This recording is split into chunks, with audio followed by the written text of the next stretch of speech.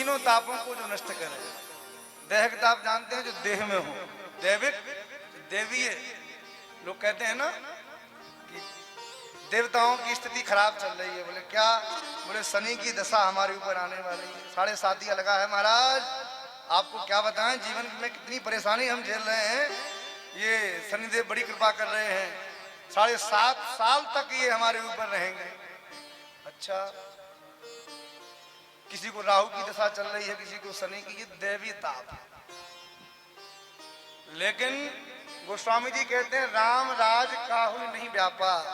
जिसके हृदय मंडल में, जिसके हृदय क्षेत्र में राम जी का राज्य हो, वहां महाराज चाहे दैहिक ताप हो, चाहे दैविक ताप हो, चाहे भौतिक ताप हो, प्रत्येक ताप में भी प्रसन्न चित्त ही रहता है। अच्छा, संसार में लोग बीमार हो जाएं, देह का ताप प्रकट हो जाए तो लोग कितने परेशान होते हैं। अच्छा, स्वयं भी परेशान होंगे, दूसरों को भी परेशान करेंगे।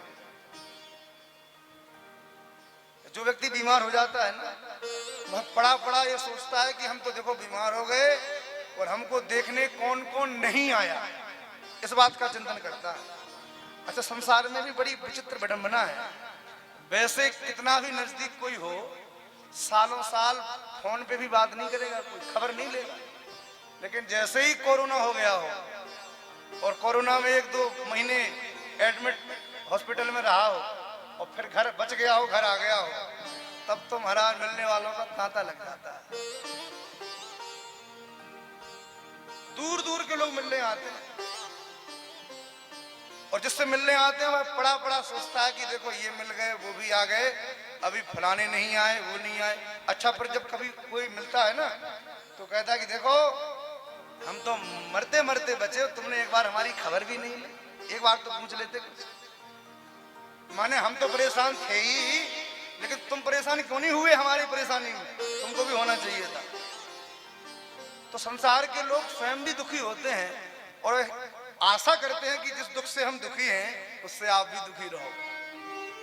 ऐसा होता है। लोग कहते हैं महाराज संत क्या बीमार नहीं होते, संत को परेशानी नहीं होती? होती है, लेकिन संत अपनी उस परेशानी में भी प्रसन्न चित्त रहता है।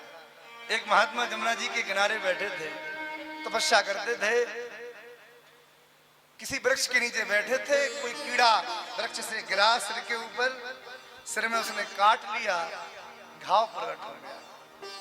महात्मा जी नित्य जमुना जी नहावे और अपने भजन में डूबे रहे। एक भी दिन महाराज अपने सिर की तरफ ध्यान ही नहीं गया।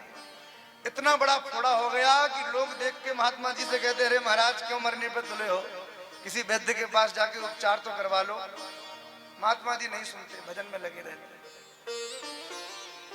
इतने कीड़े हो गए इनके उस फोड़े में, उस घाव में, कि तपस्या कर रहे थे और बैठे बैठे देखा कि वह कीड़े उस घाव से निकल के नीचे गिरने लगे।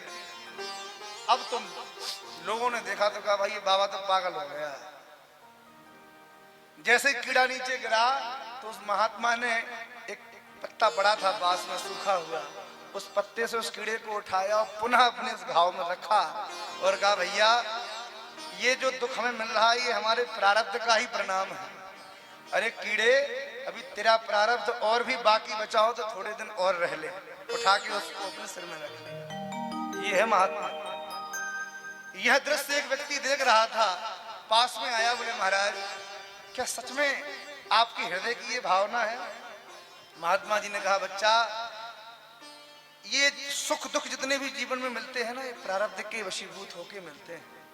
यदि हम इस फोड़े के दुख को नहीं सहेंगे तो आगे जाके किसी और जन्म में हमें सहना पड़ेगा, इसलिए इसी जन्म में सह लो।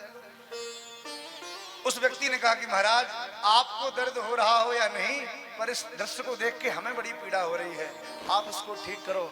महात्मा जी ने कहा अच्छा बच्चा, चलो तेरी जैसी इच्छा।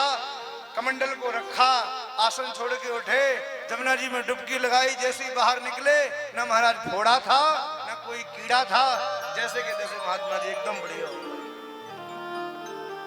तो दैहिक ताप संतों के ऊपर भी आते हैं, लेकिन वह संत उस ताप को प्रारब्ध का प्रसाद समझ के स्वीकार करते हैं और जीवन में। संसार के लोग थोड़ी परेशानी आ जाए रोने लगते हैं, घबरा जाते हैं, अरे महाराज पूरा जीवन हमने भजन किया, लेकिन भगवान दुख हम ही को देते हैं। पता नहीं हमसे क्यों रूठे ठाकुर जी।